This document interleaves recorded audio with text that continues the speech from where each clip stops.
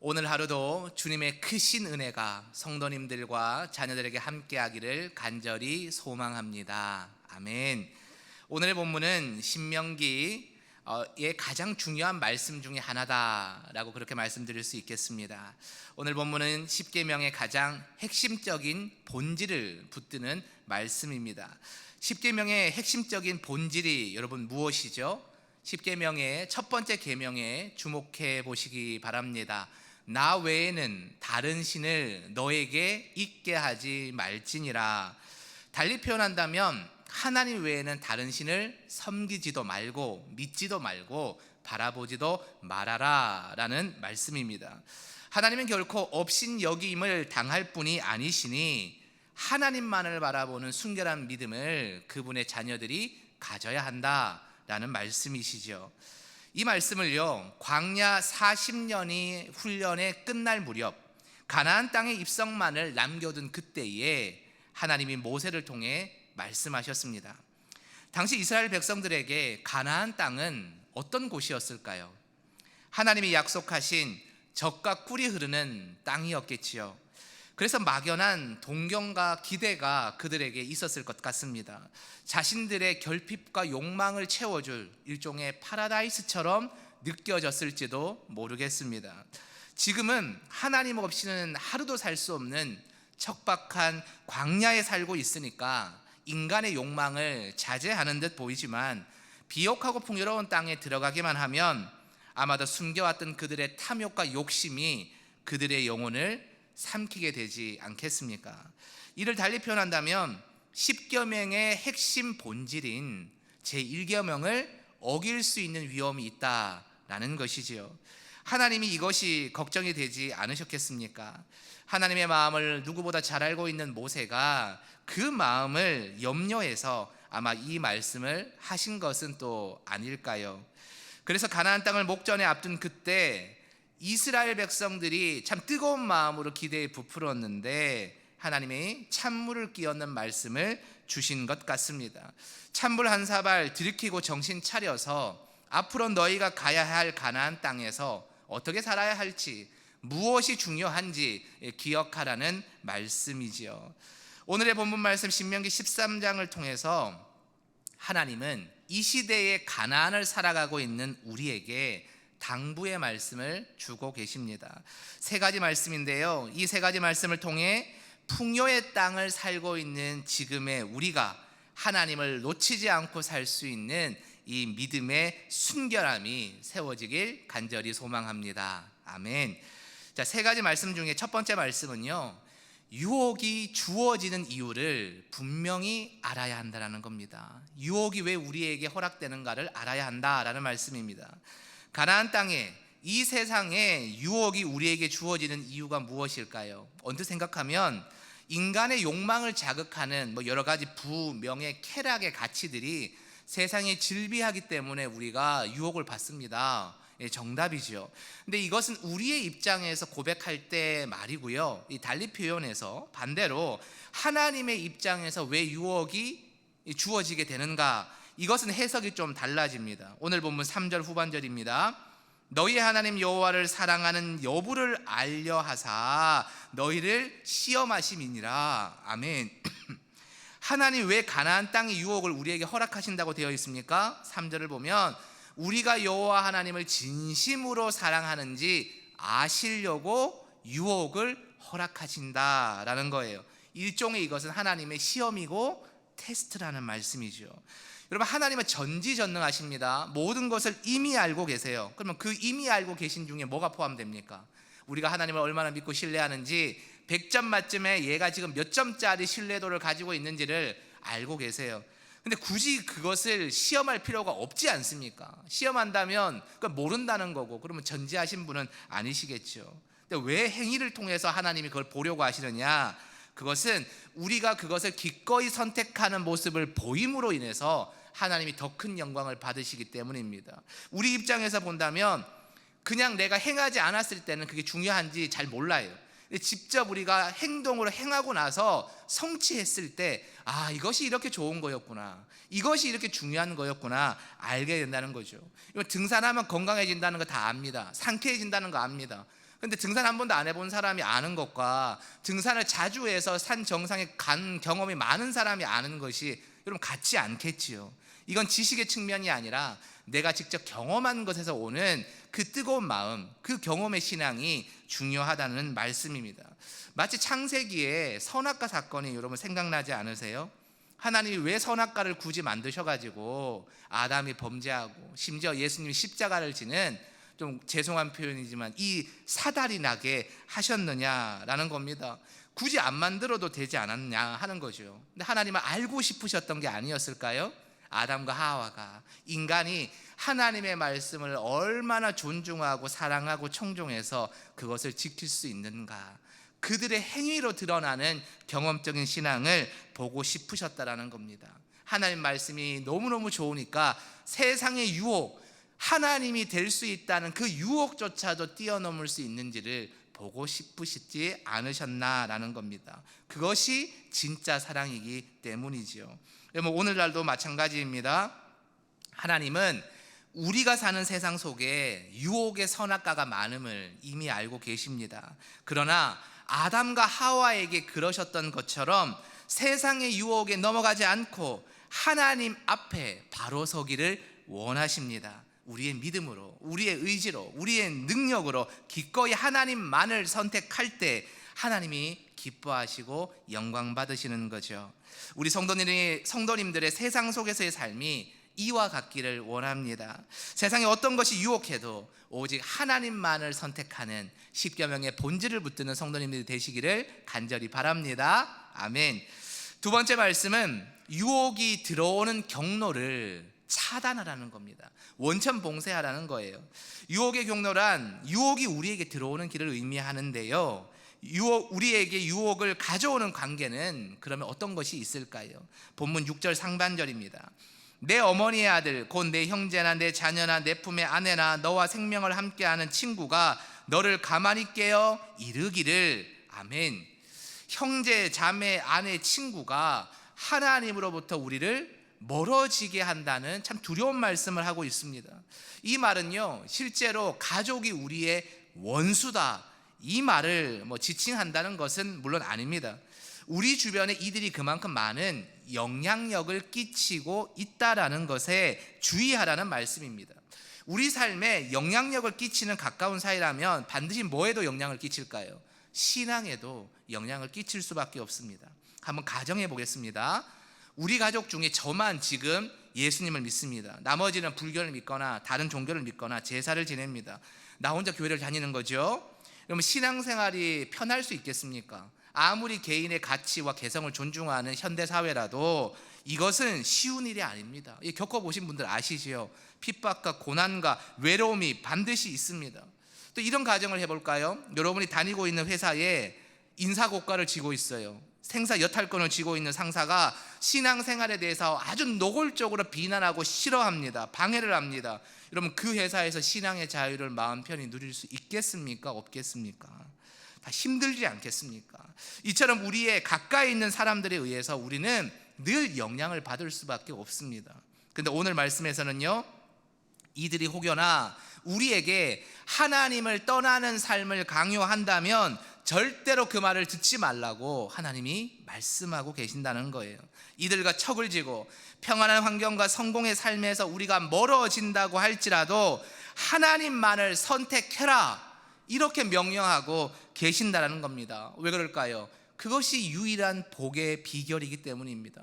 여러분, 이거 아세요? 하나님이 인간을 창조하시고 가장 먼저 하신 게 뭔지 아세요? 복을 주신 거예요. 왜요? 하나님과 함께하는 온전한 인간만이 받을 수 있는 게 복이고, 그 복이 하나님과 동행하는 것이기 때문입니다. 여러분, 아브라함을 한번 생각해 보시겠어요? 아브라함이 하나님의 음성을 처음 들었을 때 75세였습니다. 어떤 음성을 들었습니까? 고향 땅을 떠나라. 지금까지 가족과 친척과 좋은 친구들과 삶의 터전이 있었던 75년 동안 다져놓았던 그 터전이 갈대아 우르에 있는데 어디로 가라는 거예요? 생뚱맞게 전혀 모르는 수천리 떨어진 하란 땅으로 가라는 겁니다. 여러분, 아브라함 마음이 어땠을까요? 마냥 좋았을까요? 하나님 말씀 들었으니까 좋았을까요? 저는 아니었다고 생각합니다. 얼마나 두렵고 힘들었을까요? 이 자리에 75이 되는 분이 계시다면 하나님 지금 당장 미국이나 유럽에 가서 혼자 살아라 그러면 여러분 가실 수 있겠어요? 저 같으면 쉽게 못 갈 것 같습니다. 너무 어려운 일이죠. 그런데 아브라함은 떠났습니다. 왜 그랬을까요?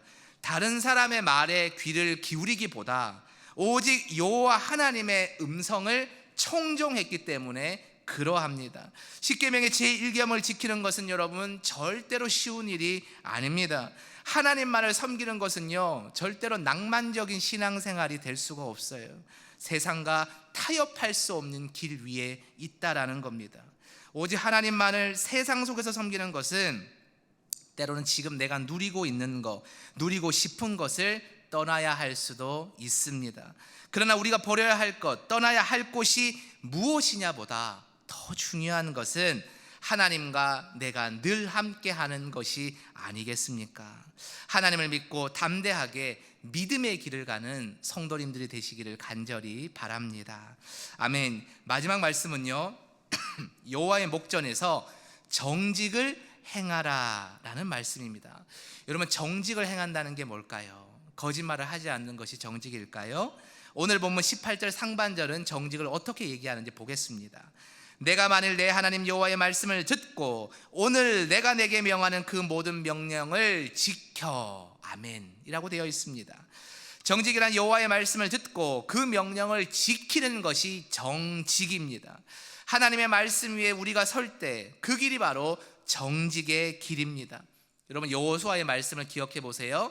하나님의 말씀을 기준으로 좌로나 우로나 치우치지 않는 삶, 그 삶이 뭐예요? 정직의 삶입니다. 하나님은 이스라엘 백성이 광야에 있든 가나안 땅에 있든 상관없이 하나님의 말씀의 길 위에 서기를 바랬습니다. 좌로나 우로나 치우치지 않고 하나님만을 섬기는 가정들이 세워지기를 간절히 소원했습니다. 이것을 알고 살아가는 것이 바로 순결한 믿음의 삶이라 말할 수 있겠습니다. 말씀을 맺겠습니다. 어떤 신학자가 여러분 이런 말을 했습니다.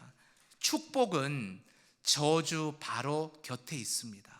축복은 저주 바로 곁에 있습니다. 여러분, 알 듯도 하고 모를 듯도 한 신기한 말씀이죠. 여러분, 축복과 저주는 반대잖아요. 서로 대척점이 있잖아요. 하나는 세상에 이곳에, 하나는 세상에 저곳에 있는 게 축복과 저주 같잖아요. 그러나 그게 아니고 동전의 양면처럼 이렇게 가까이 붙어 있다라는 겁니다. 무슨 이야기냐? 축복을 우리가 받은 것 같아요. 가나안 땅에서 풍요를 누리는 것 같아요. 하나님 감사합니다 할 때 저주가 어디 있느냐? 저 멀리 있는 게 아니라 우리의 등 뒤에서 호시탐탐 하나님으로부터 멀어지는 순간을 기다렸다가 조금만 멀어지면 우는 사자와 같이 우리를 왕 하고 삼킨다라는 거예요. 이게 바로 저주다라는 겁니다. 여러분, 이게 무슨 말이겠어요? 우리가 축복을 누릴 때 하나님 안에서 못 누리면 하나님을 멀어지게 되니 이게 저주로 들어갈 수밖에 없다는 무서운 말씀입니다. 여러분, 생각해 보세요. 이스라엘 민족에게 진짜 위험한 땅이 어디였을까요? 아무것도 없는 위험한 광야였을까요? 아니면 풍요롭고 안락한 가나안이었을까요? 여러분, 성경을 보면 아시죠? 가나안이었습니다. 광야 40년 동안 뭐 여러 가지 불평도 있고 불만도 있고 혼도 났지만 가나안의 범죄에 비하면 그건 아무것도 아니에요. 광야는 왜 그렇습니까? 하나님 안 붙들면 죽습니다. 우리가 고난과 어려움의 때에 예수님을 믿는 경우가 많죠. 여러분도 그러시고 저도 예수님을 인격적으로 믿은 순간이 제가 가장 인생에서 어려울 때 주님을 만났어요. 여러분도 똑같을 거라 생각합니다. 내 인생이 편하고 쉬울 때 예수님만을 붙드는 거, 여러분, 이건 엄청난 믿음인 거예요. 그런데 풍요의 땅, 하나님 주신 복을 누리는 그 순간에도 하나님의 은혜를 기억할 수만 있다면 여러분, 하나님이 얼마나 기뻐하시겠습니까? 십계명의 1계명이 내 삶의 첫 번째 명령으로 나침반으로 세워질 수 있다면 하나님이 얼마나 그 인생을 복 주고 복 주시겠습니까? 이것을 기억하는 것이 축복이라는 것이죠. 여러분, 두려운 말씀을 잠깐 드리겠습니다. 우리의 지금의 모습은 과연 가나안 땅에서 범죄했던 이스라엘과 얼마나 다릅니까? 조금 불편하시더라도 이 새벽에 한번 고민해 보시기 바랍니다. 정말 지금 저와 여러분이 살고 있는 이 세상 속에서 우리는 하나님 우선의 삶, 신앙 유일의 삶을 살아가고 있는 것이 정말 맞습니까? 여러분의 자녀 앞에서, 그리고 하나님 앞에서 나는 그 삶을 살고 있습니다. 이렇게 여러분 고백하실 수가 있겠습니까? 여러분 이 새벽에 불편하시죠? 조금 마음이 흔들리시고 혼란스러우시죠? 여러분 괜찮습니다. 이 과정 자체는 아주 필요한 과정이라고 생각해요. 이제부터 하는 것이 중요합니다. 뭘 해야 되겠어요? 내가 혼란하고 자신 없고 두렵다면 이것을 해야 됩니다. 바로 기본으로 돌아가는 겁니다. 달리 얘기하면 본질을 붙드는 겁니다. 여러분 그것이 무엇일까요? 나 외에 다른 신을 섬기지 말라는 그 10계명의 첫 번째 계명을 오늘 또 기억하고 지켜가는 것입니다. 사랑하는 성도 여러분, 오직 하나님 안에 인생의 기쁨이 있습니다. 평안이 있습니다. 복락이 있는 줄 믿습니다. 세상이 줄 수 있죠. 달콤할 수 있죠. 얻고 싶은 쾌락이 있습니다. 저도 알고 있고 여러분도 알고 있고 여러분의 자녀손들도 잘 알고 있습니다. 그러니 흔들고 어렵지요. 그러나 우리가 믿음 안에서 자녀들에게 하나님만을 섬겨라, 이것이 유일한 복의 근원이다라고 여러분이 말씀하실 수 있고 여러분의 삶으로 증언하실 수 있다면 여러분 우리의 자녀들과 자녀손들이 그리고 우리의 삶이 하나님 안에서 오늘 또 진짜 복을 누릴 수 있지 않겠습니까? 세상이 주는 잠깐의 복, 가짜의 복이 아니라 하나님이 주시는 복의 근원이 주시는 유일한 복을, 참된 기쁨과 평안을 가득 누리시는, 그래서 하나님 한 분께만 기쁨으로 예배하는 여러분과 여러분의 삶과 자녀들의 삶이 되시기를 간절히 축원드립니다. 아멘. 이 시간 합심하여 기도하겠습니다. 기도하실 때 하나님, 세상 속에 살아가는 우리는 늘 혼란스럽고 두렵지만 그러나 그 속에서 오직 하나님만을 붙드는 순전한 믿음을 주시옵소서. 10계명의 제1계명이자 본질의 명령, 하나님만을 섬기라는 그 명령을 오늘 또 기억하며 살아내는 우리의 삶이 되게 하여 주시고, 그것을 우리가 삶으로 살아낼 때 우리의 자녀들도 우리와 똑같이 하나님만을 믿고 살아가는 이 땅 가운데서 순결한 믿음의 백성으로 세워지게 하여 주시옵소서. 이 기도 제목으로 우리 다 함께 주여 한번 외쳐 부르고 통성으로 기도하며 나가도록 하겠습니다. 주여, 하나님 아버지, 우리가 온전히 하나님만을 섬기기를 원합니다. 세상에 유혹이 있습니다. 가나안 땅에 풍요로움이 있습니다. 그것을 우리가 가지고 싶고 그것을 내 것으로 만들고 싶어서 때로는 하나님과 세상 가운데 타협하고 하나님보다 세상을 먼저 삼았던 적도 있습니다. 하나님 회개하오니 용서하여 주옵소서. 우리의 연약함을 불쌍히 여겨 주시옵소서. 우리를 긍휼히 여겨 주시옵소서. 하나님, 온전히 하나님만을 붙들고 하나님만을 사랑합니다. 하나님만을 바라보게 하여 주시옵소서. 이 믿음으로 오늘을 다시 한번 말씀 이어서 시작할 수 있도록 하나님 은혜를 부어 주옵소서. 우리가 이 말씀으로 살아갈 때에 우리의 말과 행동을 통해서 우리의 자녀들과 자녀손들도 우리가 믿었던 하나님의 순결함을 바라보며 오직 하나님만을 붙들고 오늘을 살아가고 내일을 기대하고 소망하는 자녀들이 되게 하여 주옵소서. 그래서 우리의 믿음의 대보다 그들이 세워갈 미래의 믿음의 대가 더 튼튼하고 하나님과 더 깊은 관계를 맺어갈 수 있는 온전한 신앙의 근원을 붙드는 우리의 자녀들이 되게 하여 주시옵소서. 하나님 아버지, 거친 세상 속에서, 유혹이 가득한 세상 속에서도 오직 하나님만 섬길 수 있는 믿음을 부어 주시옵소서. 우리의 참주인이 누구신지를 기억하며 헛된 세상이 아니라 오직 하나님만을 바라보며 의지하는 참된 믿음의 지혜를 허락하여 주옵소서. 그래서 생명의 주관자여 참된 복의 근원이신 주님과 함께 오늘 하루 동행하는 기쁨을 누리는 우리 모두가 되게 하여 주시옵소서. 이 새벽 간절한 기도의 제목으로 가정과 일터와 우리의 인생과 신앙과 자녀손들의 삶을 놓고 기도합니다. 하나님, 이 기도를 들어 응답하여 주시옵소서. 그래서 하나님 안에서 온전한 복이 우리 가정 가운데, 일터 가운데 세워질 수 있는 은혜를 이 새벽 허락하여 주시옵소서. 온전히 우리의 모든 기도와 소원과 소망을 주님 앞에 올려드리오며 거룩하신 예수님의 이름으로 간절히 기도드리옵나이다. 아멘.